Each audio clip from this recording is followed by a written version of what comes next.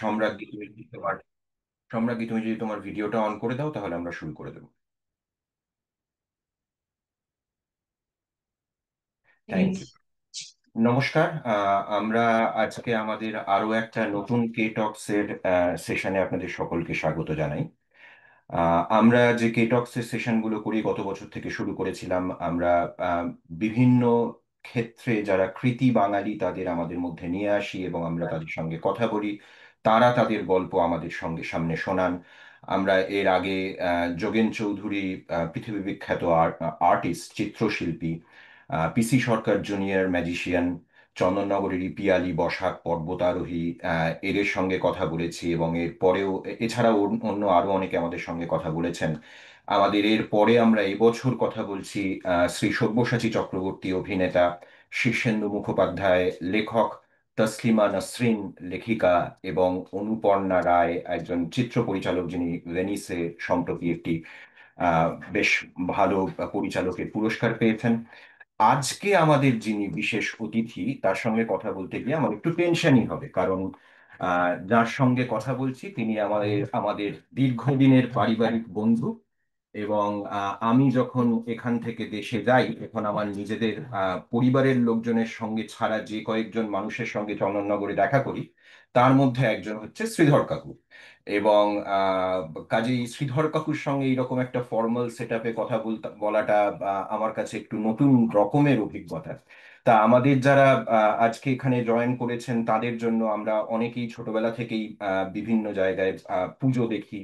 আমাদের কারুর কাছে কলকাতার দুর্গাপুজো সব থেকে বড়, কারুর কাছে বাঁশবেড়িয়ার কার্তিক পুজো সব থেকে বড়, কারুর কাছে আবার চন্দননগরের জগদ্ধাত্রী পুজো সব থেকে বড়। এবং এই সমস্ত পুজোতে গত কয়েক দশক ধরে যিনি আলোকিত করে রেখেছেন, তারপরে অবশ্য চন্দননগরে আরো অনেক আলোক শিল্পী কাজ করতে শুরু করেছেন, কিন্তু যিনি প্রায় একার হাতে এই গোটা আলোক শিল্পটার জন্ম দিয়েছেন আমাদের পশ্চিমবঙ্গে, তিনি আর কেউ নন, যিনি আমাদের সঙ্গে আজকে উপস্থিত, শ্রী শ্রীধর দাস। তা আমি যাকে ছোটবেলা থেকেই শ্রীধর কাকু বলে ডাকি। তা শ্রীধর কাকু, আমাদের এই কোরক কালচারাল অ্যাসোসিয়েশনের কে টক্স অনুষ্ঠানে তোমাকে স্বাগত। আমরা শুরু করার আগেই শ্রীধর কাকুকে আমাদের কোরক কালচারাল অ্যাসোসিয়েশনের পক্ষ থেকে কিছু উপহার দিয়ে শুরু করব, এবং সেটি দেওয়ার জন্য শ্রীধর কাকুর পাশে যিনি দাঁড়িয়ে আছেন তিনি আর কেউ নন, আমার মাতৃদেবী।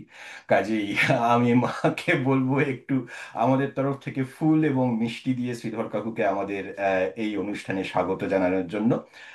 শ্রীধর কাকু, কেমন আছো? বল। বল, এবার তুমি বল। বলো কেমন আছো? কেমন আছো? হ্যাঁ। আমার তো প্রোগ্রামটার জন্য খুব বসেছিলাম যে কখন আহ তোর প্রোগ্রামটা আরম্ভ হবে। হ্যাঁ। আমি তো সামনাসামনি বসবো, আমার চন্দননগর আলো সম্বন্ধে কিছু বলতে বললে বলবো। এই এই এই একটা তখন থেকে একটা সন্ধ্যে থেকেই চিন্তাধারা করছি যে কখন কখন কখন দেখবো। তো এখন মোটামুটি উম, সামনে বসে দেখছি তোকে, এবার খুব ভালোই লাগছে। এখন এবার বলো কোন ব্যাপারটা সম্বন্ধে এগোবো। ভিডিও নেই। আচ্ছা, সেটা তাহলে সেরকম ভাবেই শুরু করি। তাহলে আমি একেবারে চলে যাই প্রথমে একটা মজার গল্পে। এই মজার গল্পটা আমি ছোটবেলা থেকে জানি, কিন্তু আমাদের যারা আজকে শুনছে তারা কেউ জানে না। আমি সেই ঠিক করেছিলাম আজকে সেই মজার গল্পটা দিয়েই শুরু করব। আহ তুমি যখন তোমার বিয়ের পিঁড়িতে বসেছিলে তখন তোমাকে সেই বিয়ের পিঁড়ি থেকে উঠে আহ তোমার কাজ ঠিক করার জন্য যেতে হয়েছিল। আমরা সেই মজার গল্পটা দিয়ে শুরু করি, তারপরে আমরা আস্তে আস্তে আলোক শিল্পের ইতিহাস এবং ভবিষ্যতে যাব। সেটা একটা হাসির গল্প না। আমি মানে জাস্ট কিভাবে বলবো, যার আমি তখন জাস্ট বিয়ে করতে বসেছি আর কি। মানে টোপর টোপর তখনও পড়া হয়নি, মানে রেডি হয়েছি। আমার স্ত্রী, মানে যাকে আমি বিয়ে করবো, আমার স্ত্রী ওয়াইফ, সেও পাশে বসে আছে। তা হঠাৎ একসঙ্গে বসেছিলাম, হঠাৎ আমি পাশে একটা ফটো করে একটা বিয়ে বাড়ি, মুখার্জি ব্যানার্জি বাড়ি একটা বিয়ে ছিল, বিয়ে উৎসবে একটা আমার ডেকোরেশন করে দেবো বলেছিল, আমি ডেকোরেশনটা করে দিয়েছিলাম। তা বিয়ে পরে বসে বলবি যে ওই প্যান্ডেলের ওখান থেকে এক ভদ্রলোক বললো এসে দৌড়তে দৌড়তে, শিয়াবদা, ওইখানে পোড়া গন্ধ বেরোচ্ছে ওদের প্যান্ডেল। তা আমার মানে পোড়া গন্ধ সেই সময় একটা মানে বিরাট চিন্তার ইলেকট্রিসিটি নিয়ে। তখন তো অনেক বছর আগেকার কথা বলি, ইলেকট্রিসিটিতে হাত দিতেই লোকে ভয় পেত। আর তখন প্যান্ডেলের মধ্যে পোড়া গন্ধ, সেটা আমার কাছে বিরাট একটা ভয়ের ব্যাপারটা দাঁড়িয়ে ছিল। তা আমি সব সব ওই মালা ফালা যা ড্রেস ছিল বিয়ে খুলে রেখে পাশে, হ্যাঁ, আমি চলে গেলাম। সে আমার ওখান থেকে প্রায় 1 কিলোমিটার দূরে সেই কাজটা হয়েছিল। 1 কিলোমিটার দূরে গিয়ে দেখলাম যে হ্যাঁ হয়েছে, কিন্তু একটা চোখ থেকে পুড়ে সেই গন্ধটা বেরোচ্ছে। অ্যাকচুয়ালি কোনো ফায়ার হয়নি, মানে আগুন ফাংশন কিছু হয়নি। তা একটা একটা মেটেরিয়ালস থেকে সে চোখ মানে ইলেকট্রিক টিউবের একটা চোখ ছিল, সেই চোখটা পুড়ে এই গন্ধটা বেরোচ্ছে। সেই সব অবস্থায় আমি কাপড়টা মানে ছেড়ে উপরে উঠে সেই চোখটাকে খুলে ফেলে দিয়ে আবার লাইনটা ঠিক করে আবার আমি নেমে চলে এসে আবার বিয়ের পিড়েতে বসবার জন্য তৈরি হলাম। তা তুমি এর এটা জন্য হচ্ছে, পরে কাকিমার কাছে বকুনি খাওনি? হ্যাঁ, তুমি এর জন্য পরে কাকিমার কাছে বকুনি খাওনি? না কাকিমা বকুনি, কাকিমা সবসময় না আমাকে সাপোর্ট করেছে বলো এরকম। এই প্রশ্নটা তোমার করলো যে কাকিমা কি বললো কি করবো। হ্যাঁ, কাকিমা কি বলবে তখন? কাকিমাই তো চিন্তা করছে ওর বিয়ে করে বিয়ের আগেই পালিয়ে গেল নাকি। এটা এটা এটা না না সেরকম না। আচ্ছা। কাকিমা খুব সাপোর্ট করতো, তো আমার সাপোর্টও করেছিল সেই সময়। সাপোর্ট না পেলে তো এত কাজ করাও যায় না নিশ্চিন্ত। না সেই সময় সেই মানে যে বিয়ের সময় যে আমি উঠে চলে গেলাম, কেন গেলাম কেন, সেইটা না, সেইটা তখন সাপোর্ট, তুই বিরাট ভালো কাজ করেছো। যদি কিছু ওখানে ফায়ার হয়ে যেত, আগুন হয়ে যেত, তাহলে তোমার একটা বিরাট বদনাম হয়ে যেত, তার সঙ্গে আমারও একটা বদনাম হয়ে যেত যে এই মেয়েটাকে বিয়ে করতে এসে এই প্যান্ডেলে আগুন লেগে গেছে, এ বিয়ে করা ওকে চলবে না, এই জিনিসটা হতো আর কি। আচ্ছা, তা এইবার এটা দিয়ে আমরা যখন শুরু করলাম তখন এটা কোন সময়ের কথা বলছো, কোন সাল যখন তোমার বিয়ে হয়েছিল? আমার কোন সালে বিয়ে কোন হয়েছে? সালে কোন বিয়ে হয়েছিল? সালে বিয়ে হয়েছে? সেটা না, সালটা একটু ভাবতে দে, বলে দিচ্ছি আমি। না, তুমি মোটামুটি কত, 1970-এর দশকে, 60-এর দশকে, কোন সময়? 70 দশকে, 60-এর দশকে 70-এর দশকে। হবে না, 70, 70 তো হবে কি হবে, আচ্ছা। তা 71 এরকম হবে মনে হয়। আমার যতদূর মনে হয় 71 বা আচ্ছা, 70। কেন জিজ্ঞেস করছি, কারণ আমি এবার চলে যাব আমাদের ইতিহাসে।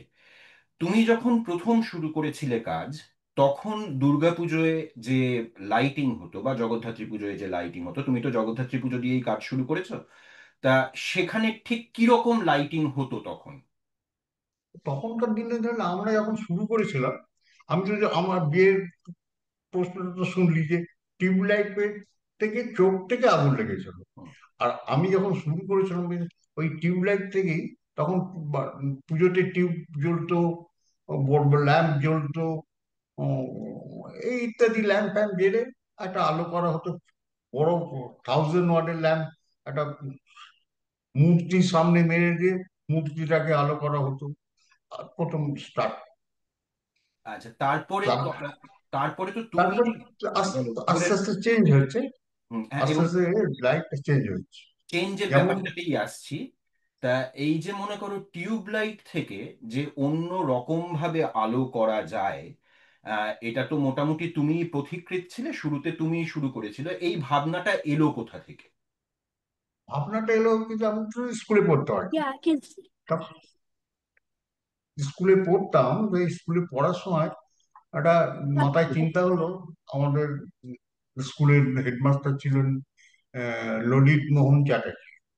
তা আমি ওনাকে বললাম যে ক্লাস 7-এ তখন, না 8-এ পড়ছি এরকম, তখন বললো যে এরকম সরস্বতী পুজো হবে, ক্লাস 8-এর ছেলেরাই করবে, এটা নিয়ম ছিল।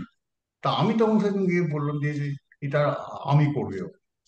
বললাম, 10 টাকা তো বাজেট, মানে 10 টাকা মানে ফুল বেল লাগে। পুজোটা, প্রতিমা প্রতিমা সমস্ত নিয়ে 10 টাকা, তার মধ্যে তুই লাইট করবি কি এক বাচ্চা ছেলে। সে তো মাটি আছে আর কি, মানে সেই অবস্থায়। তবু আমার মনে হলো যে একটা কিছু করা উচিত। তা আমি তিনটে করলাম।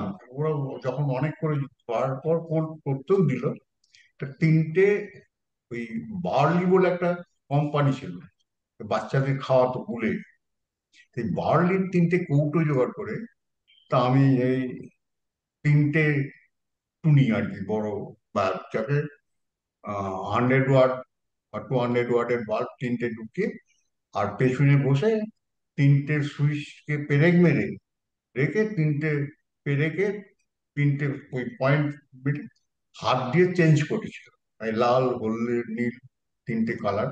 আর ওই ফোকাসটা ফেলেছিলাম আমাদের একটা, তখন হচ্ছে আমরা বসতাম স্কুলেতে থলেতে, আর ওপরটা ছিল অ্যাডভেস্টার, আরওয়াই স্কুল। তা যাই হোক, ওইখানে পেছনে একটা ওই পর্দা টাঙিয়ে, কাপড়ের মতো, কাপড় পর্দাও নয়, কাপড়, কার থেকে কাপড়টা চেনে পেছনে টাঙিয়ে, তার সামনে সরস্বতী ঠাকুরটা বসে ওই তিনটে বাল্ব লাগিয়ে এই নেভার জ্বালা করেছিলাম, লাল, নীল, সবুজ। তাতেই স্কুলের মাস্টারটা হই হই কাণ্ড হয়ে গেছে, ধরে কোলে তুলে নাচছে। এটা কি হলো? আমি কিছু করিব, আমি বলেছিলাম লোড গরম করলে যে কর তোর যায় মনে হয়, সেই করেছিলাম, সেই লাইন। আচ্ছা, সেই তারপরে কিন্তু, বলে নাও, বলে নাও। তারপরে তারপরে কিন্তু ওইখানেই, ওই নাড়ুয়াটি, হ্যাঁ নাড়ুয়া, তখন বাড়ারি ছিল, এক পাশেই একটা বাড়ারি পুজো টরো হতো, জগদ্ধাত্রী পুজো। তা ওইখানে প্রথম করলাম চলন্ত লাইট হলো একটা জিনিস, লাইটটা জৌরুবে। এটা ওই নাড়ুয়া জগদ্ধাত্রী পুজো কমিটিতে করলাম, যে রাস্তার উপরে। তখন আমার একটু বয়সটা বেড়েছে, আমি ওই তখন ওই সরস্বতী পুজোর যে লাইটটা করেছিলাম স্কুলে, সেটা নয়, তার থেকে আমার 2-4 বছর তখন এজটা বেড়ে গেছে, ক্লাস 8 থেকে 10-11 হয়ে গেছে। সেই সময় আমি একটা ওই আহ, ইয়ে করছিলাম, জল চলন্ত লাইট। চলন্ত লাইট বলতে কি না, রাস্তায় লাগাবো, রাস্তাতে ওপর দিয়ে দৌড়ে দৌড়ে দৌড়বে, আবার ব্যাক করে ফিরে যায়। এটা স্কুলে সামনে জগৎটি পুজো করেছিল, লাগিয়েছিলাম, মানে পুরোটা করিনি, পুরো রাস্তাটা হাফটা লাগানো হয়ে গেল, জ্বালানো হবে আর কি। জ্বালিয়েছিলাম, হাফটা জ্বালিয়েছিলাম, হাফটা পরের দিন যাবে, কেন স্যার আর্থিক অবস্থা খুব একটা ছিল না, আর অত মেটেরিয়ালস জোগাড় করার অবস্থা ছিল না, পরের দিন আবার জোগাড় টোগাড় করে আবার লাগা। এটা একটা প্ল্যান ছিল, করেছিলাম, হাফ জ্বালিয়েও ছিলাম। আমি সকালবেলা উঠে গিয়ে দেখি যে সমস্ত আদার যে পাশে যে লাইট গুলো লাগানো ছিল, সেইগুলো সমস্ত খুলে ঝুড়ি করে খাটের তলায় রেখে দিয়েছেন ওইখানে পুজো কমিটি। ভীষণ কষ্ট হলো আমার, মানে অত্যাধিক কষ্ট হলো, মানে আমাকে ফুল জ্বালাতে দিল না, যে আমি যেটা চেয়েছিলাম সেটা আমাকে করতে দিল না, তার আগে খুলে দিল। আমি খুললে কেন তোমরা, বলে তুই চুপ কর। তখন তো আমি, তুই কি আমাকে বললে, যা বলবে তাই করবে। বললো না, এইখানে যে এই লাইট চলবে না, ওনা আলোক দরকার। তাহলে কি আলোক করবো? তখন ওই বাল্ব আর টিউব লাগিয়ে পুরো মানে রাস্তায় আলো হলো। ঠিক আছে, কিন্তু আমার বুকের মধ্যে কিন্তু সেটা আবার খুব পেটে রইলো, মানে এত কষ্ট হচ্ছে সারাক্ষণ। কি বলবো, এটা বলার কিছু নেই, যে এই কষ্টটা কাউকে বলতেও পারিনি। চলে এলাম ওখান থেকে। চলে আসার পর, বাড়িতে চলে আসার পর একটু চিন্তা করছে, বাড়ির অবস্থা সেই আর নয়, বাড়ি চিন্তা করছে না যে কি, একটা পরের বছর নেক্সট ইয়ারে বিদ্যালঙ্কা। আমার সেই জেদটা ছিল না, সেই আমার যে দুঃখটা মনে রয়েছে, একটা কি, এইটা খুলে দিল, এইটাই দেখা যায়। এই বিদ্যালঙ্কা বলে একটা বাড়ি ছিল, সে আমার বাড়ির পাশেই থাকতো। সেইখানে ওই রাস্তা, ওই যে নারোয়ায় আমি করতে গেছিলাম, যেখানে খুলে দিয়েছিল হাফ, সেইটাই আমি ফুল জ্বালিয়ে নারোয়া এই বিদ্যালঙ্কায় জ্বালিয়েছিলাম, জ্বালিয়ে চলন্ত লাইট, মানে চলন্ত লাইট কাকে বলে, দৌড়ছে রাস্তা দিয়ে, সেটা আমি বিদ্যালঙ্কায় করেছিলাম। মানে সেটা তো কিন্তু তখন সেই বাল্ব দিয়ে, আর তখন মানে সেই, সেটা দেখে মানে কি বলবো, চন্দননগর ঝাঁপিয়ে পড়েছিল সব ওইটাই, এইরকম অবস্থা হয়েছিল তখন। তা ওইটা ঠিক আছে। তার পরের কথা বলছি, ওই বিদ্যালঙ্কাটি একটা আরো, ওটা তো একটা পার্ট গেল, কারণ জলের তলায় লাইট করবো, সাহসটা জলের তলায় লাইট করবো, জলের তলায় জল পাওয়ার। তখন চন্দননগরে প্রাইভেট কোম্পানি ছিল, ভর কোম্পানি।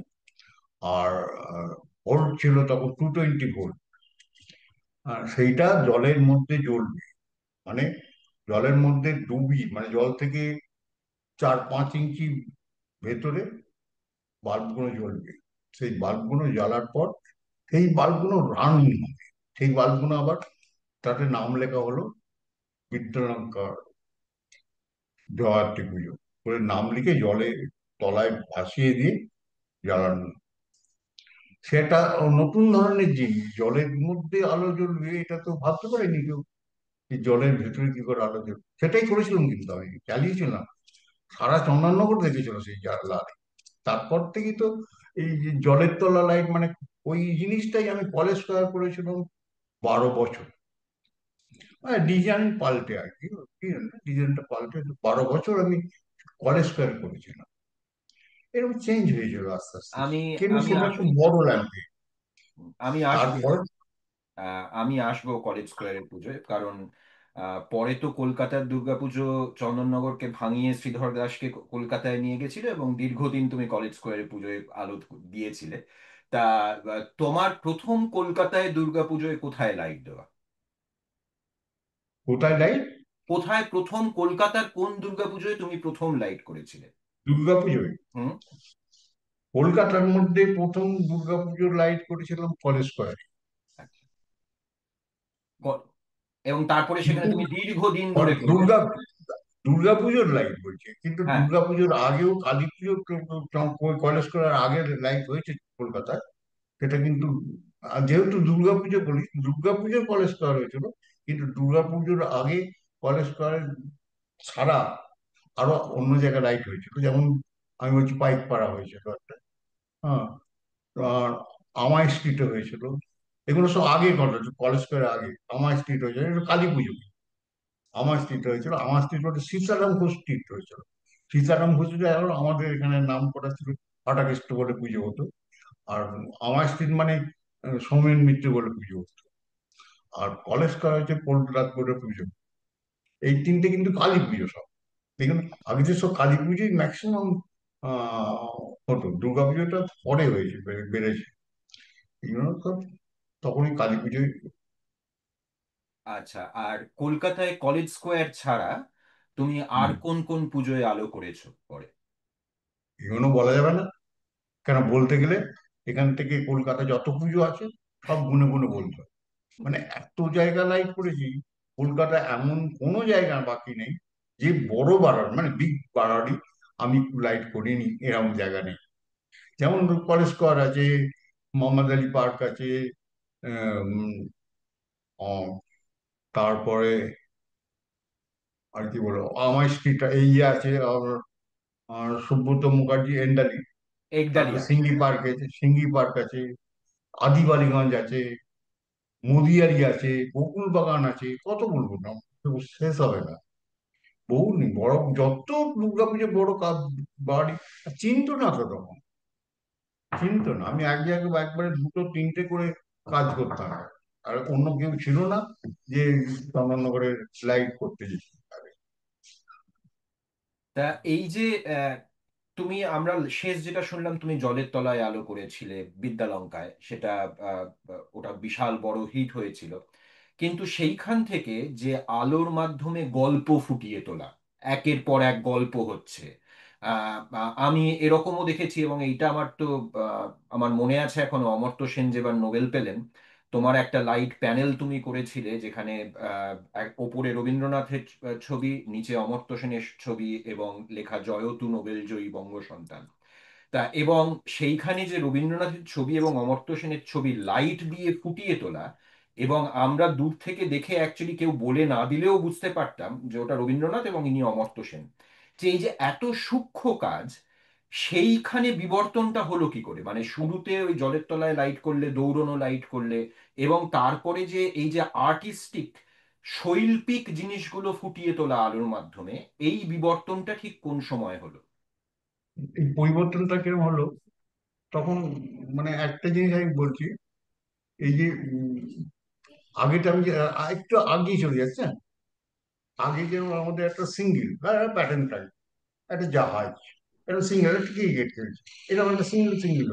তারপর তো না একটা গল্প তৈরি করি, এগুলো তো হয়েই যাচ্ছে, এটা গল্প তৈরি, গল্পটা নাকি জগদ্ধাত্রী পুজো, কাঠামোগত থেকে বিসর্জন থেকে আহ, বিজয়া পর্যন্ত সব দেখানো, ওই এইরকম। তারপরে এই একটা অফার এসেছিল আমার, আমার নিজের থেকে এসেছিল, মন থেকে আসেনি। আমাকে একজন বললো যে এটা ওনাকে দিতে হবে, প্রেজেন্ট করতে হবে চন্দননগর থেকে একটা জিনিস, হয়তো চন্দননগর একটা মিষ্টি আছে, সূর্যমোহন মিষ্টি দেবে, আর লাইটের মধ্যে শ্রীরাম দাসের একটা প্যানেল দেওয়া, এই রবীন্দ্রনাথ ছিল আর অমর্ত্য সেনের ওই জয়তু আর ক্যাপশন ছিল একটা। আমার মনে আছে, জয়তু নোবেলজয়ী বঙ্গ সন্তান, সেইটা হ্যাঁ, ছিল ক্যাপশন, হ্যাঁ। এই ক্যাপশনটা ছিল। আর এই আইডিয়াটা কিন্তু আমার চন্দননগরে আমি এটা দেওয়া হবে, কিন্তু চন্দননগরে এক ভদ্রলোক ছিল আমার খুব ভালোবাসতো, তার নাম অমিয় দাস। খুব ভালোবাসতো, মানে এত ভালোবাসতো, আমার সম্পর্ক মানে অন্য ধরনের ছিল তার সঙ্গে। ওর কিছু হলে তাই ও আমার কাছে এসে বলতো যে এইটা দিলে কিরকম হয় সিধা, তাও সিধা সিধাই বলতো, আমিও দা বলতাম, কিন্তু ও সিধা সিধা বলতো, বয়স একদিন সালে জন্ম, এক সব। তা আমি বললাম যে এটা ভালোই হবে, একদম ভালোই বলেছো, এটা চন্দননগর থেকে দেওয়া হবে। তা ঠিক আছে, আমি তৈরি করলাম, তৈরি করে সত্যি কথা বলতে কি, এত অন্তর থেকে তৈরি করেছিলাম না ভেতর থেকে, যেহেতু অমিয় বলেছে একটা ওকে দেওয়া হবে আর অমর্ত্য সেনকে দেওয়া হবে, মানে আমার তৈরির জিনিস অমর্ত্য সেন হাতে করে নেবে, এর চেয়ে আনন্দ তখনকার দিনে এর চেয়ে আনন্দ আর কিছু হয়। তা আমি মন দিয়ে প্রাণ দিয়ে করেছিলাম, এই যতখানি পারা যায় সুন্দরভাবে করা যায়। এখন আমার কাছে তো সব ছবি আছে, মনে যত্ন করে রেখে দিয়েছি বুকের মধ্যে। সেই করেছিলাম, তার দিয়েছিল, নিয়েও গেল, কলকাতা গিয়ে দিয়ে এলো, দেখার মতো জিনিস হয়েছিল। সত্যি সত্যি আমি দেখার এখনো মতো ভাবছি। না, সত্যি দেখার মতো জিনিস হয়েছিল, আমি নিজে নিজের চোখে দেখেওছি। তা আমার প্রশ্নটা ছিল একটু অন্যরকম, যে এই যে মনে করো একটা আঁকা বা একটা ছবি, এটাকে যে একটা লাইটের প্যানেলে ফুটিয়ে তোলা, এইটা করতে গেলে ঠিক কি কি করতে হয় তার আগে? মানে একজন আলোক শিল্পী হিসেবে তোমাকে ঠিক কি কি করতে হতো? কারণ আলো দিয়ে ছবি আঁকাটা তো খুব সহজ কথা নয়। এটা না, করতে গেলে কি ঠিক করতে হয়? যেমন এটা করতে গেলে না, একটা আগে তো চিন্তাধারা করতে হবে এটা কি করে করবো, কিভাবে করবো, তার একটা ড্রয়িং করতে হবে। আগে একটা ড্রয়িং করে নিতে হবে, এইটা এইভাবে করবো। ড্রয়িংটা তো আমার দ্বারা আর হবে না সেরকম ড্রয়িং করা। ঠিক আছে, আমার এখানে একটা মহাদেব দা মানে এম রক্ষিত বলে এক ভদ্রলোক ছিল, তাকে ডাকতাম। তো সে আমার খুব, সে ওই এই আমারই বয়সে, এখন নেই অবশ্য। সেই কি বললে, গিয়ে বললে সে ওই ড্রয়িংটা করে দিত। ড্রয়িংটা করে দিলে সেই ড্রয়িং এর উপর আমি আবার, যেমন একটা ছোট্ট কথা বলছি তার এর মধ্যে, মানে যেমন আমি একটা চিন্তাধারা করলাম, সাপুরে, একটা সাপুরে করবো, একটা সাপ খেলাচ্ছে একটা বিন বাজিয়ে, তো কোথাও ছই নেই, কিছু নেই। তা ওই এম রক্ষী, মহাদেব রক্ষী তখন এখান থেকে একটা ডেকোরেটর দোকানে গিয়ে এই ভাড়া করে নিজেই সাজলো, নিজে সেজে একটা ছবি তোলা হলো। ছবি তুলে সেই ছবিটা দেখে তাকে ড্রয়িং করে আবার একটা বড় পেপারের উপর তোলা হলো, সেই পেপারের উপর ফুটো করে আর রাখা হলো। তারপর একটা ম্যাসোনাইট বোর্ডে ওই পেপারটাকে ফেলে সেট করে দিয়ে, এই যে চোখের সামনে দেখতাম যে এটা এটা ডিফেক্ট হচ্ছে, এখানে চেঞ্জ করে নিয়ে পেপারটাকে আবার চেঞ্জ করে সেটাকে আবার নতুন করে করে লাগানো হতো। এই যে করেছিলাম তখন, তারপরেই ওই অমর্ত্য সেনের ব্যাপারটা এলো। তখন তো ওকে বললাম যে এইটা করো, ও খুব ইন্টারেস্টেড নিয়ে করেছিল এটা। ওই রকম যেরকম আমি বলছি যে প্রথম একটা পেপারে ড্রয়িং করে নিতে হয়, পেপারটা ড্রয়িং করে নিয়ে তারপর কোনটা মুভমেন্ট করবে সেইটাকে আমাকে আবার ওই আর্টিস্টকে বলতে হয়, বসে বসে। সে আবার সেইটা করে করে দিত। আর আমি তার ওপর না ওই ছোট ছোট দাগ মেরে ফুটো করতাম, ফুটো করে সেইখানে ল্যাম্প লাগিয়ে জ্বালাতাম। আচ্ছা। একবারে অ্যাকুরেট। আচ্ছা, এইবার মনে করো তুমি তো এরকম অনেক গল্পই করেছো, মানে আমরা ছোটবেলা থেকে দেখে দেখে বড় হয়েছি। আহ, আমরা পুকুরে, বিদ্যালঙ্কার পুকুরের আলো আমরা নিজেরা ছোটবেলায় দেখেছি। আহ, এবং এই যে এত গল্প করেছো, এই যে গল্পগুলো যখন আসতো সেগুলো কি তোমাকে পুজো কমিটি বলে দিত যে আপনাকে এইরকম গল্প করতে হবে, নাকি তোমার গল্পগুলো নিজে থেকেই ভেবে বার করতে এবং তারপরে করতে? না, এটা তো হয় না। এটা আমি কোনোদিন ওই পুজো কমিটি কি বলে দিল তার লাইট করবো, সেটা হয় না। আমি আমি করিনি। আমার নিজের মনের থেকে যেটা বেরোবে সেটা তো আমাকে করতে হবে। কারণটা কি, আমি তো জানি যে এইটা করলে তবে আমি আমার জিনিসটাকে দেখাতে পারবো, মানে আমার ড্রয়িং এর মধ্যে যেটা আসবে, যেটাকে আমি নাড়াতে চাড়াতে ভালো করে পারবো, সেইটা আমি বলবো। এরকম অনেক ঘটনা হয়েছে। আমি আমাকে পার্টি বলেছে একটা একটা এখানে গল্পটা বলা উচিত না, কেউ বলছে আর কি, একটা ছোট্ট গল্প। আমি একটা ইয়ে আদি বালিগঞ্জ না, আদি বালিগঞ্জ না, ওটা সিঙ্গি পার্ক। সিঙ্গি পার্ক বলে একটা জায়গা আছে, বারোয়ারি আছে। সেখানে বললো তখন যে আমাদের একটা প্যানেল করে দিতে হবে, ধনঞ্জয়ের ফাঁসি, ফাঁসিটা দেখাতে হবে ধনঞ্জয়। আমি পড়েছিলাম, পড়ার পর লাগিয়েছিলাম মানে আধ ঘন্টার মধ্যে লাগিয়েছি, আধ ঘন্টা লাগিয়ে আমি খুলে ফেললাম। খুলে ফেললাম কেন, মানে আমার মনে হলো যে এটা আমি খুব একটা অন্যায় করেছি। মানে এই যে কথাটা হলো না যে ওরা বড়ারিরা বললে যে আমাকে করতে হবে, এখান থেকে আমার ঘা লেগেছিল খুব মনে, যে আমি সত্যি তো এটা করা উচিত না, ধরনের ফাঁসির অর্ডারটা। তা আমার বললো, আমি খুলে ফেললাম, খুলে ফেলে রেখে দিলাম, রেখে দিয়ে বললো, আমাকে বললো খুলে ফেলে কেন। কারণ দেখুন এটা আমার পক্ষে লাগানো কেন একটা অন্তর থেকে বাঁধছে না, বলে কারণ কারণটা কি। আমি তখন উত্তরটা দিয়েছিলাম যে আচ্ছা ধরুন আপনি দুর্গাপুজো যখন দেখতে আসছে লোকে, এটা দুর্গাপুজো হয়েছিল, দুর্গাপুজো যখন দেখতে আসছে লোকে, তারা ছেলে পুলে বাচ্চা বাচ্চি বাড়ির ফ্যামিলি নিয়ে আসছে, এসে হাত ধরে তার ঠাকুরটা দেখছি। প্যানেল বোর্ডটার দিকে ঠাকুরের চেয়ে বেশি লক্ষ্য করে ইলেকট্রিকটা, ইলেকট্রিকটা দেখছে। তখন যদি প্রশ্ন করে যে তার ছেলে কি বাবা এটা কি ব্যাপার, এটা কি হচ্ছে, তা সে কি উত্তর দেবে, তার বাবা কি উত্তর দেবে? ধনঞ্জয়ের ফাঁসি বলতে পারবে কি এই জন্য ধনঞ্জয়ের ফাঁসিটা হয়েছে? বলতে পারবে না। বলতে পারবে না বলতে না বলা উচিত, সেই জন্যই আমি ওটা খুলে রেখে দিলাম। তখন ওর বাবাটি বললো ঠিকই করেছেন, আমরা অতটা বুঝতে পারিনি জিনিসটা। এরকম অনেক ক্ষেত্রে হয়েছে। কিন্তু আমি কারোর মতে কাজ করতাম না, আমি নিজের বুদ্ধিতে যেটা, নিজের প্ল্যানে যেটা বেরোবে, আমার আইডিয়ায় যেটা বেরোবে সেইটাই আমি করতে যাবো। এবারে তো বাইরে কিছু করা যায় না। একদম। আমরা আম, একটা পরিচয় তোমাকে দিয়ে দিই। আমাদের যেমন এখানে একটা অর্গানাইজেশন আছে, আমাদের একটা বাঙালি অর্গানাইজেশন আছে, কোরক কালচারাল অ্যাসোসিয়েশন বলে। তার সঙ্গে সঙ্গে আমরা একটা বাংলা স্কুলও চালাই। তা আমাদের এখানে প্রায় 37-38 জন ছাত্রছাত্রী আছে যাদের আমরা বাংলা পড়াই। কারণ এখানে যারা বড় হচ্ছে বা এখানে যারা জন্মেছে, তাদের তো ছোটবেলা থেকে বাংলায় সেরকম অভিজ্ঞতা থাকে না, তারা বাংলায় কথাও তেমন বলতে পারে না। তাদের কাছে যাতে আমরা বাংলা ভাষা, সংস্কৃতি এগুলো পৌঁছে দিতে পারি, সেই জন্য আমরা একটা স্কুল চালাই।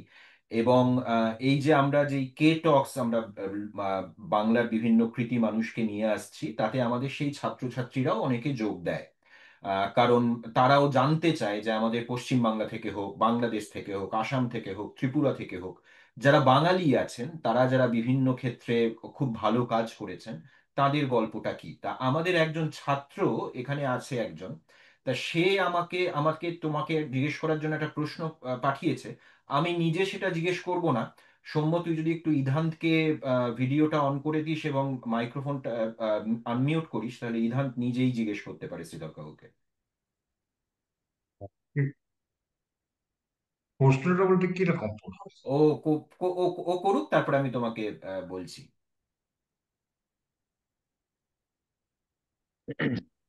ইদান্ত আনমিউট করো, I ask you to unmute.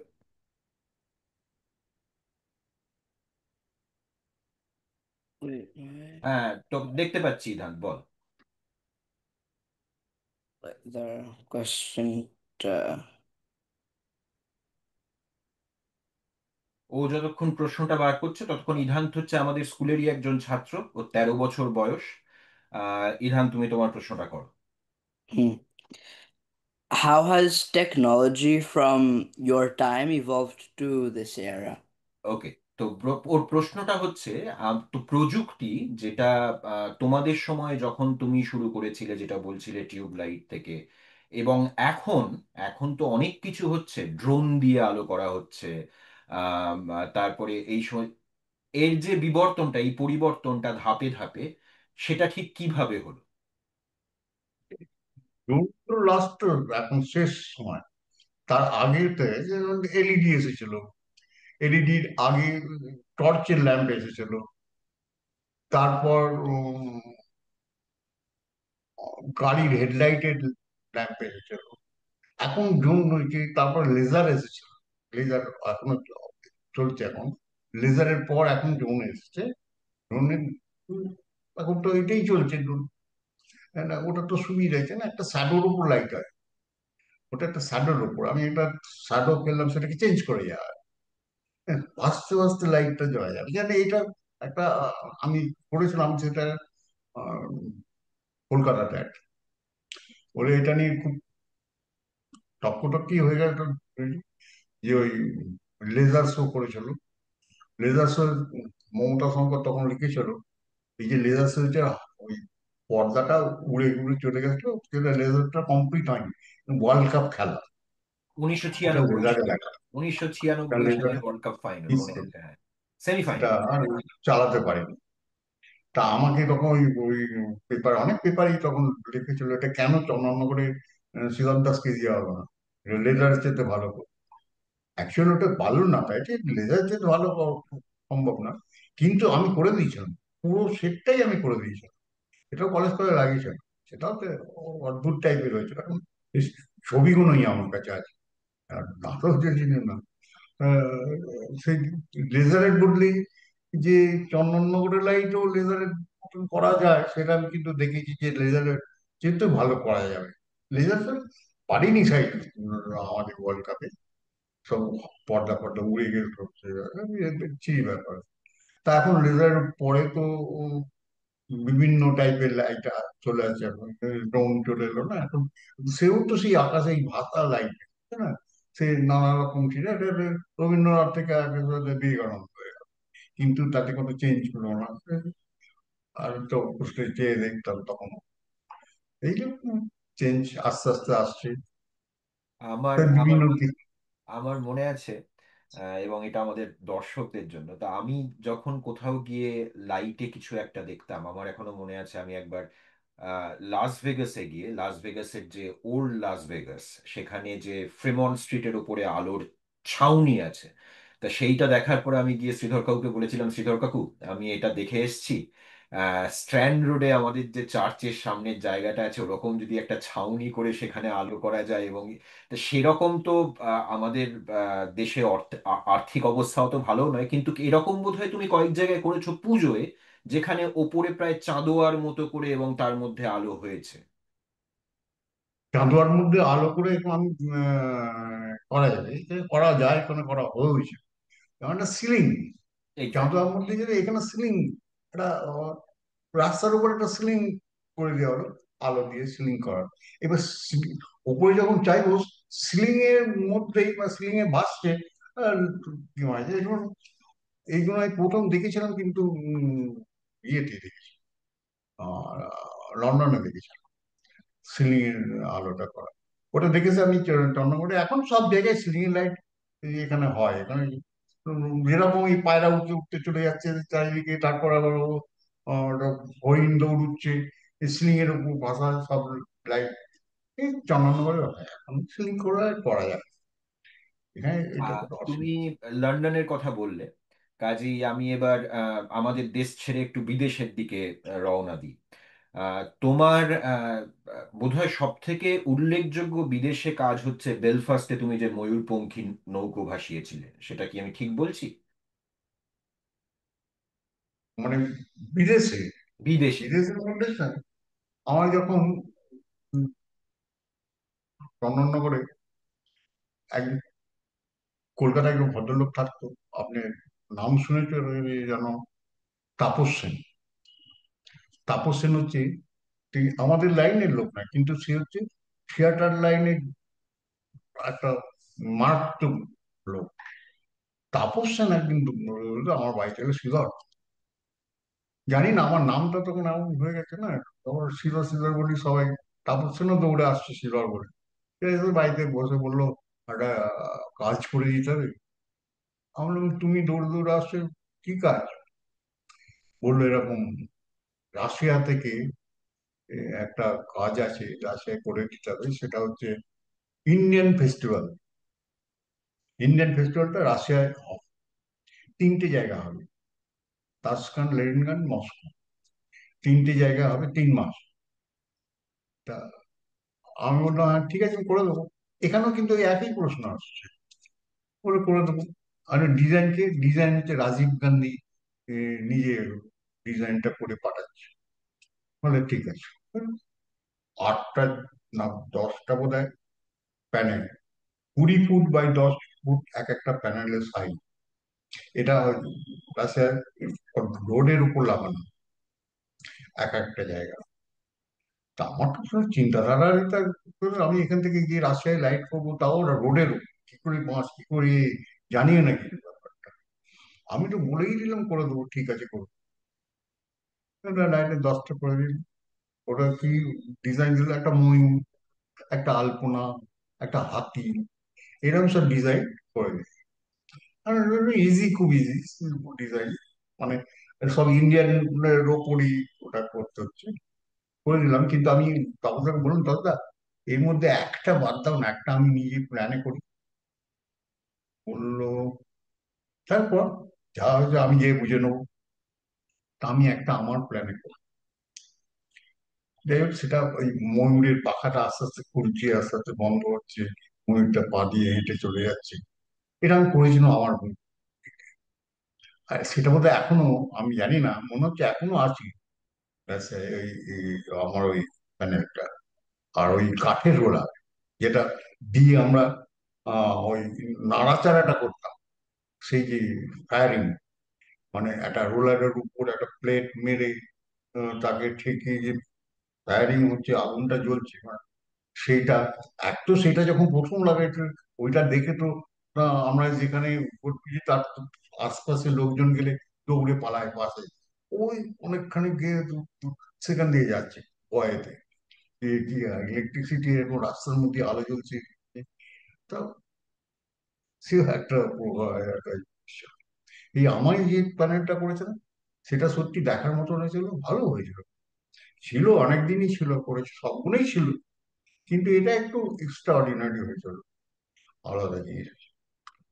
না, এটা তো মস্কো হলো, কিন্তু তুমি তো তোমার মনে করো বেলফাস্টেও গেছিলে, বেলফাস্ট এবং লন্ডন। বেলফাস্টে গেছিলাম। বেলফাস্টে তুমি বেলফাস্টে একটা গেলে, বোধহয় ওই ময়ূরপঙ্খী বজ্রা না ভাসিয়ে না, দিয়েছিলে। বেলফাস্টে ময়ূরপঙ্খী না, বেলফাস্টে গেছিলাম আমি কুইন্স ইউনিভার্সিটি। আচ্ছা। কুইন্স ইউনিভার্সিটি বলে একটা ইয়ে ছিল, আয়ারল্যান্ডের মধ্যে, বেলফাস্ট হ্যাঁ, মানে আয়ারল্যান্ডের মধ্যে, আয়ারল্যান্ডে, হ্যাঁ। আয়ারল্যান্ডে। কুইন্স ইউনিভার্সিটি একটা গ্যালারিতে আমার ডেকোরেশন করতে বললাম, আমি করে দিলাম। সেটা 10-15 দিন ছিল, সমস্ত গ্যালারি সব রামায়ণের ব্যাপার নিয়ে করে দিলাম, রামায়ণের ব্যাপারটা নিয়ে করেছেন। আর যেটা ওই ময়ূরপঙ্খী সেটা করেছিলাম, সেটা আমাদের টেমস ফেস্টিভ্যাল, আচ্ছা। হ্যাঁ। টেমস ফেস্টিভ্যালে আমি ময়ূরপঙ্খীটা করেছিলাম। ঠিক আছে, বিরাট বড়, বিরাট বড়, মানে সেটা বলা যাবে না, তা এত বড়। এই বিদেশে যখন তুমি আলো করতে, তখন কি আলোগুলো তুমি করতে চন্দননগরই, কিন্তু তারপরে সেগুলো বেসিক্যালি প্লেনে করে বা জাহাজে করে তা পাঠানো হতো নাকি? হ্যাঁ, আমরা তো এখানে করতাম, করার পর অনেক ক্ষেত্রে প্রথম যখন হচ্ছে তখন যে শিপেই যেত, জাহাজেই যেত, জাহাজে দিয়ে তারপর যেত। তাদের জাহাজ যেতে কি হলো, তো অনেকদিন সময় লাগতো। তো সময় লাগার পর যে ভেতরে যে আমরা প্যাকিং করা হতো, প্যাকিং করা একটা বিরাট ঝামেলা। বিদেশে যখন আমরা মাল নিয়ে যেতাম না, তখন এই প্যাকিং করাটা ঝামেলাটা প্রচুর ঝামেলা। সে নানা রকম ভাবে কভার করতে হবে, নানা রকম ভাবে ইয়ে করতে হবে, নাহলে একটুখানি কোনো জায়গায় আহ, রুই ফুই ধরে গেলে বা ইয়েকে বার করে গেলে, সঙ্গে সঙ্গে ওরা ভেঙে ফেলে দেবে, বারবে বার করে দেবে। তা তা আমরা সেরকম ভাবেই প্যাক সিস্টেম করে নিয়ে যেতাম।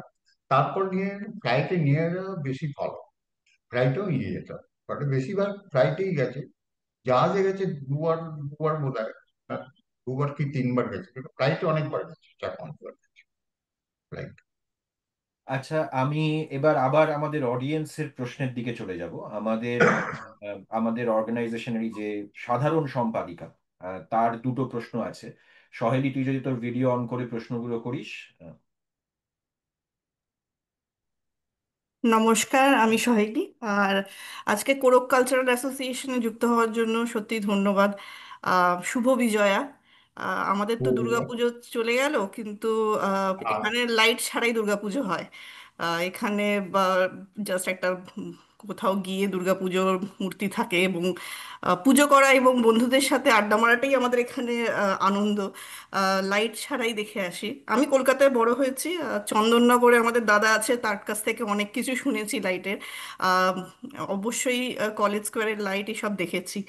তো এইসব লাইটের প্রজেক্টগুলো, এগুলো তো মানে অনেক বড় প্রজেক্ট হয়। তো আহ, মানে কত লোক লাগে আপনার একটা প্যান্ডেলে লাইট দিতে? আপনি কিভাবে ট্রেনিং করেন যারা আর কি লাইটের কাজ করে?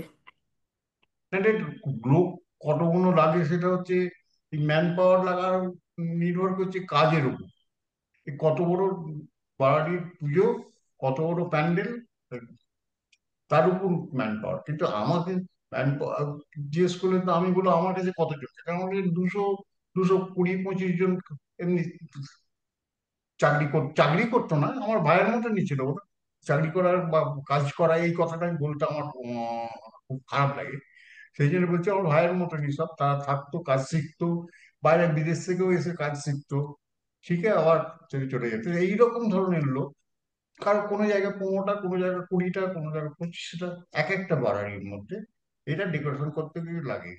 আমার তো ভাগ্য খারাপ যে আপনাদের ওখানে গিয়ে আমি যদি কিছু করে দিতে পারতাম। হ্যাঁ, এই সময় খুব আনন্দ হচ্ছে যে আপনি বলতে ফোন করছেন, আপনারা জানেন, দেখেছেন চন্দননগরে লাইট ঝিরকিরে না শুনে শুনেছে।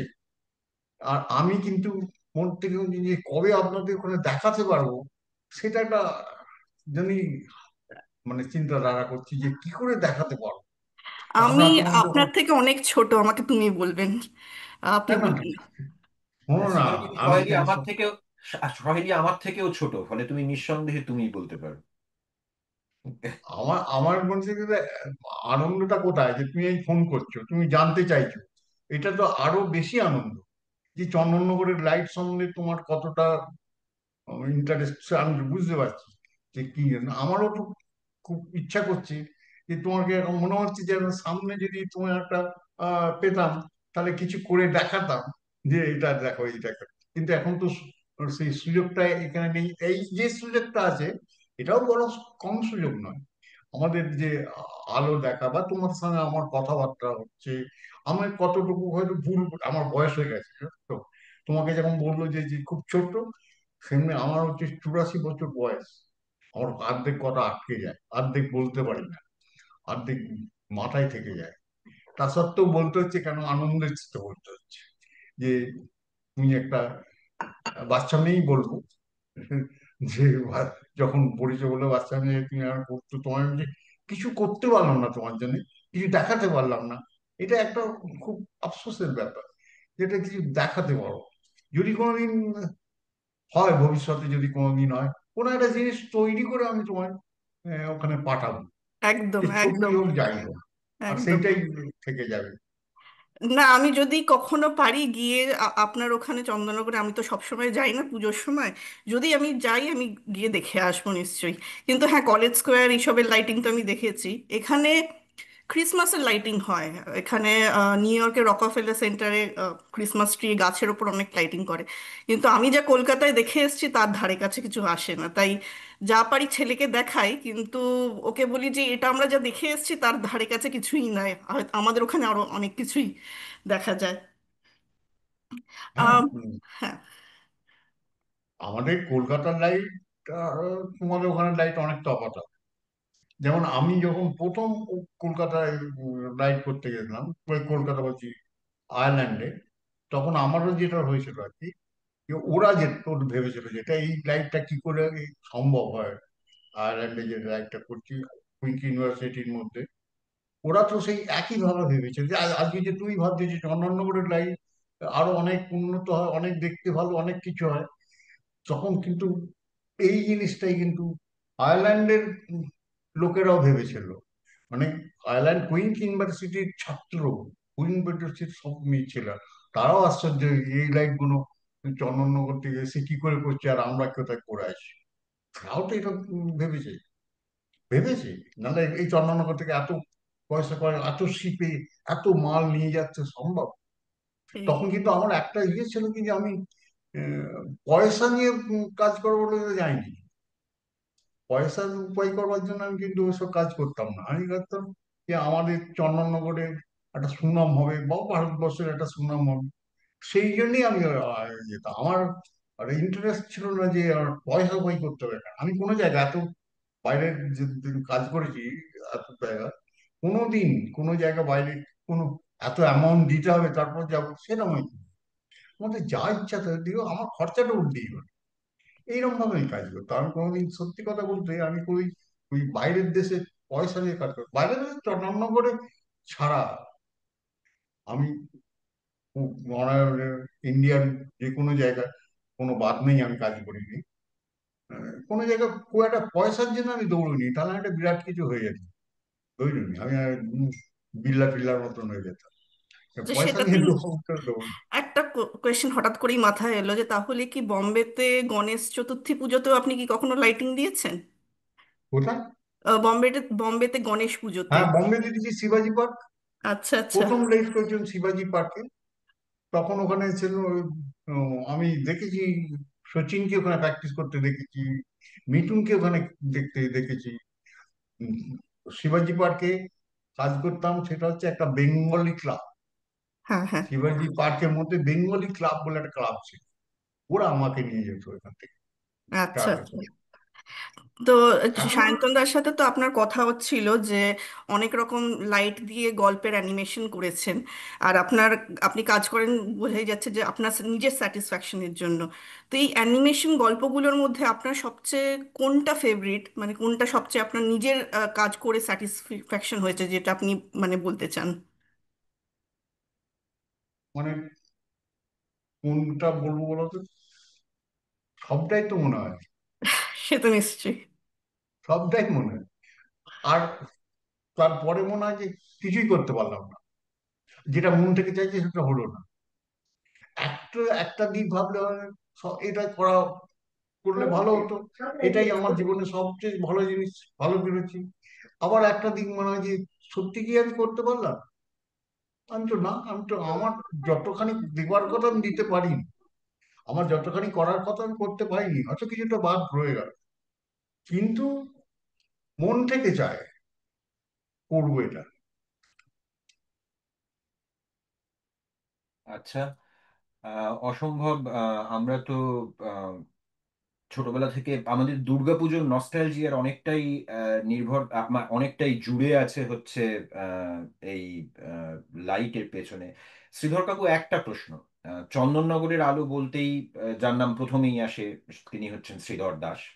তারপরে বাবু পাল অনেক কাজ করেছেন, এবং তারপরে বাবু পাল তো চলেও গেলেন হঠাৎ করে। তা এর পরে যারা কাজ করছেন তাদের মধ্যে কার কাজ তোমার সব থেকে বেশি ভালো লাগে? আমার তো ওই উম, দ্বিতীয় প্রশ্নটা বলছে বাবুপাল বলে কোনো লোক ইলেকট্রিক কাজ করতে বলে আমার জানা নেই। বাবুপাল একটা কোম্পানির নাম ছিল সেটা জানি, কিন্তু আচ্ছা। বাবুপাল ইলেকট্রিক কাজ কোনোদিন করেনি, সে যে কাজ তো আমার কাছে শিখেছে। হ্যাঁ। আমার কাছে তো শিখেছে বাবু পাল, যেটুকুন জেনেছি। কিন্তু ও তো লোহার ব্যবসা করতো, উম, কলকাতায় বড় বাজারে কিন্তু লোহার ব্যবসা বিক্রি করে দিয়েছে, এখানে ইয়ে করলো সেটা।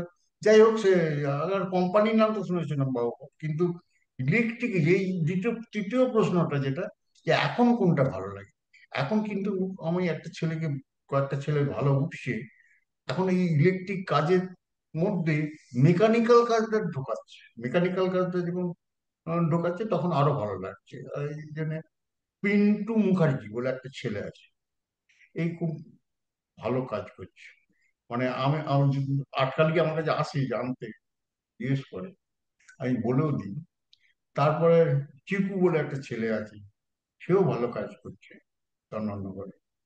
এবার 24 পরগনায় কিন্তু আরো অন্য জায়গায় খুব ভালো উপরে কয়েকটা জায়গার ছেলে ভালো কাজ করছে, আমার থেকে জানতে আসছে। শুধু চন্দননগরে বললে তো হবে না, এখন চন্দননগরকে সব যে বাইরের দেশ, বাইরের জায়গাতেও কাজ হচ্ছে। তবে এই দুটো ছেলের কাজটা আমার খুব ভালো লাগে। না, অনেকগুলোই এই আছে, এখন সবাই ভালো ভালো কাজ করছে, কাউকে ছোট করা উচিত না। এই যে মনে করো, এই যে এত লোক এখন আলোক শিল্পের সঙ্গে যুক্ত, এত লোক, কত হাজার হাজার লোক পশ্চিমবাংলার বিভিন্ন প্রান্তে আলোর কাজ করছে, যেটা লোকে জানে চন্দননগরের আলো। হয়তো যেটা তুমি বললে, হয়তো চন্দননগরের আলো বলে অ্যাডভার্টাইজমেন্ট হচ্ছে কারণ চন্দননগর সব থেকে প্রমিনেন্ট নাম এখানে, কিন্তু হয়তো অন্যান্য জায়গাতেও লোকে করছে। কিন্তু এই গোটা ইন্ডাস্ট্রিটা, যে এই আলোক শিল্প, আহ, এটা তো মোটামুটি শুরু হয়েছিল তোমার হাত দিয়েই। মানে যখন তুমি প্রথম ভেবেছিলে সরস্বতী পুজোর বার্লির ক্যানের মধ্যে আলো করবে, সেইখান থেকেই তো এর জন্ম। তা নিজের কি মনে হয়, নিজেকে খুব নিজে কি খুব তৃপ্তি ফিল করো যখন মনে হয় যে এই যে এত লোক, এত লোকের কর্মসংস্থান হচ্ছে একটা ইন্ডাস্ট্রি দিয়ে, যেটার শুরু মোটামুটি তোমার হাত দিয়ে হয়েছিল? এটা একদিক দিয়ে ভাবলে মনে হয়, কিন্তু আমার কি ভাবাটা উচিত হবে যে আমি এতদিন করে লোকের করে কর্ম করে দিয়েছি? আমার তো মনে হয় না। যে আমার এখনো মনে হয় যে আমার আরো কিছু করার ছিল, আমি করতে পারিনি। আমার আরো কিছু দেখাবার ইচ্ছে ছিল, দেখাতে পারি। হয়তো আজকে 5টা ছেলে করে গেছে, কিন্তু এটা 50টা ছেলে করা উচিত ছিল, কিন্তু আমি পারিনি দেখাতে। আমি এখনো বলছি, এখন আমি এই এই বয়সে যদি এখনো আমি যদি একটু সময় পেতাম, আমি আরো একটু বাড়িয়ে করতে পারতাম, কিন্তু আমি পারি না, বয়সের সময় পারি না, হাত পা কাঁপে, সব কিছু করতে পারি, কিন্তু মনে যায়। আর আমার কোনো সময় এইটা মনে হয়নি যে আমি এটা সলভ করেছি, এটা আমার মনে হয় না। আমি ছাড়া যারা করছে তাদেরই আমার মনে হয় তারাই ভালো, তারাই উন্নতি, তুমি বিনয়ী ভালো বলে উন্নত হয়তো সেই হবে। কথাটা বলছো। কিন্তু আরেকটা কথা, তোমার তো এখন যেটা বললে তোমার বয়স অনেকটাই হয়েছে, ফলে এখন কাজ করা সরাসরি সম্ভব নয়। এই যে সবেমাত্র দুর্গাপুজো গেল, বা কালী পুজো এই সপ্তাহেই আসছে, আর 2-3 দিন পরেই জগদ্ধাত্রী পুজো, তারপরে এই সময় যে এখন বাড়িতে বসে থাকতে হয়, এতে মন খারাপ হয়? চোখ দিয়ে জল বেরোয়, মন খারাপের মধ্যে এটা হয়, চোখ দিয়ে জল বেরোয়। মানে বাড়ির তলায় গেলে মনে হয় সবসময় চোখ দিয়ে জল। আগে যেমন লোকে ঠাকুর দেখতে আসতে গেলে বিদ্যালঙ্কা কোথায় ঠাকুর আছে দেখতে যাবো, তারপর পলকপুর কোথায় আছে দেখতে যাবো, এরকম তো ফটোপুরে কোথায় আছে দেখতে যাবো, এরকম হতো। কিন্তু এখন আমি কোনো বাড়ারি তলায় গেলি না, আমার মানে কি বলবো, এখন আমি যে কথাটা বলছি, মানে জগদ্ধাত্রী ঠাকুর নিয়ে এখন যে কথাটা বলছি এখানে বসে, সেখানে আমার কষ্ট হচ্ছে। কিন্তু আমার মনে হচ্ছে না যে আমি ছুটে যাই এখন ওই আজ আমার পাশেই হয়তো একটা বাড়ির কাজ হচ্ছে, আমি উঠে যাই, উঠে গিয়ে ওখানে করি, বসে বসে। এই কষ্ট হয়, ভীষণ কষ্ট হয়। আর ওটা যে যাই করুক না কেন, কোনো সময় মনে হয় না যেন যে এটা খুব ভালোই করেছে। সব সময় মনে হয় ভালো করেছে, কিন্তু আমার কাছে মনে হয় যে এটা একটু বাকি রয়ে গেছে। এটা ঠিক আমি যেটা চেয়েছিলাম সেটা করতে পারি হয়তো। কিন্তু তারা হয়তো আমার চেয়ে ভালো করেছে, কিন্তু আমার কাছে মনে হচ্ছে যেন রায়টা জানতে, এটা মনে হয় যে এটা ওরা ঠিক হলো না। আমার কাছে মনে হয় কিন্তু আমি ও তাদের কাছে কিন্তু সে বড়ই কাজ করেছে, ভালো কাজ করেছে, আমার চেয়ে হয়তো ভালো কাজ করেছে, কিন্তু মনে কিন্তু কোনো সময় হয় না যে এটা আরেকটু কিছু করলে ভালো হতো। বুঝতে পারছি। আমাদের আরেকটা শেষ অডিয়েন্সের প্রশ্ন নেব, সেটা হচ্ছে আমাদের যে স্কুলটার কথা বললাম সেই স্কুলের যে প্রিন্সিপাল, অধ্যক্ষ রাজদীপ, রাজদীপের একটা তোমার কাছে প্রশ্ন আছে। রাজদীপ, আমি তোমাকে করতে পারো প্রশ্নটা। স্যার, আমার প্রণাম নেবেন। শুভ বিজয়। আপনি আমি আপনার কাজের টেকনিক্যাল কাজ নিয়ে একটু জিজ্ঞেস করি। আমরা তো ছোটবেলায় আমি ফিজিক্স নিয়ে পড়েছি। ফিজিক্সে আমাদের ইলেকট্রিক্যাল রেজিস্ট্যান্স, আপনার বিভিন্ন অঙ্ক থাকতো ফিজিক্সে। তো আপনার কাজ দেখে আপনাকে বলতে চাই যে আপনি বোধহয় ওই ফিজিক্সের প্রবলেম গুলোকে পুরো জলে গুলে খেয়েছেন। কেন কি আপনি যা কাজ করেন, মানে রেজিস্ট্যান্স, কিভাবে কারেন্ট কোন জায়গায় যাবে, সেটা আপনার চেয়ে ভালো বোধহয় কেউ বোঝে না দুনিয়াতে। আমরা তো জাস্ট শিখেছি লেখাপড়া করে, কিন্তু আপনি প্রত্যক্ষ, মানে you have seen it practically how it works. So মানে এটা আমাদের খুবই সৌভাগ্য যে আপনার সঙ্গে কথা বলতে পারলাম। আপনার সায়ন্তন যে আপনার সঙ্গে যোগাযোগটা করিয়ে দিল, এর চেয়ে বড় সৌভাগ্য আর কিছু নেই। আর আরেকটা কথা বলতে চাই যে আপনি বলছেন যে আপনি এই দেশে কিছু করেননি। তো এই দেশে আমি ক্রিসমাসের লাইট দেখতে গেছিলাম প্রথমবার। তো আমার বন্ধুদেরই বলেছিলাম এর কি ব্যাপার, সব তো আমি কলকাতায় অনেক দেখে এসেছি। তো কলকাতায় যার কাছ থেকে দেখেছি সেই মানুষের সঙ্গেই কথা বলছি। তো এর চেয়ে বড় আর কি বলবো, মানে মানে অনেকজন অনেক কিছু করে, কিন্তু প্রথম যে করে তাকেই দুনিয়া সবসময় মনে রাখে।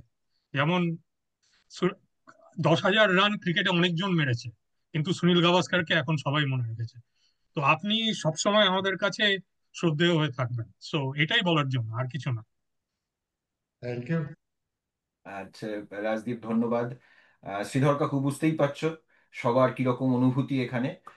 তুমি আমাদের সবার ছোটবেলাকে যেভাবে আলোকিত করে রেখেছিলে, আমাদের পুজো, জগদ্ধাত্রী পুজো হোক, দুর্গা পুজো হোক, কালী পুজো হোক, গণেশ চতুর্থী হোক, যাই হোক, তার জন্য অশেষ ধন্যবাদ। আমি জানি তোমার তোমার শরীরের বয়সের কথা, কাজে আমি বেশি সময় নেব না, কিন্তু আমি খালি দুটো কথা বলতে চাই। আমি একটু আগে সম্রাজ্ঞীকে বললাম, আমি জানি তোমার নামে, তোমার উপর একটা বই বেরিয়েছে সম্প্রতি, the wizard of festival lighting. এবং যে বইটি লিখেছে সে তোমার পাশেই, দ্য চন্দননগর গার্ল। আমি সম্রাজ্ঞীকে একবার ক্যামেরার ফ্রেমে একবার আসতে বলবো, যদি বইটা নিয়ে আসতে পারো তাহলে বইটা দেখাতেও পারো, এবং হয়তো বলতে পারো যে কোথায় কেনা যায়, বা আহ, আমরা কি করে সংগ্রহ করতে পারি। আর সম্রাজ্ঞী আসছে। সম্রাজ্ঞীর আরেকটা পরিচয় হচ্ছে সম্রাজ্ঞী দ্য চন্দননগর গার্ল বলে ফেসবুকে খুব সুন্দর সুন্দর রিল তৈরি করে। এই সম্রাজ্ঞী বসুন এখানে। না না, বসতে হবে, তুমি বসো শ্রীধর কাকু, তুমি বসো, ও সম্রাজ্ঞী পাশ থেকে দেখালেই হয়। দেখা যাচ্ছে আমাকে? হ্যাঁ হ্যাঁ, দেখা যাচ্ছে। আচ্ছা, এই বইটা আমি লিখেছিলাম। তো এটা 2023-তে পাবলিশ হয়েছে বাই স্পিকিং টাইগার বুকস। আর এটা দাদুর পুরো জার্নিটা, মানে যা যা এখন বললো দাদু, ওই জার্নিটা আরো অনেক বেশি ডিটেলস দিয়ে আর কি এখানে কভার করা আছে।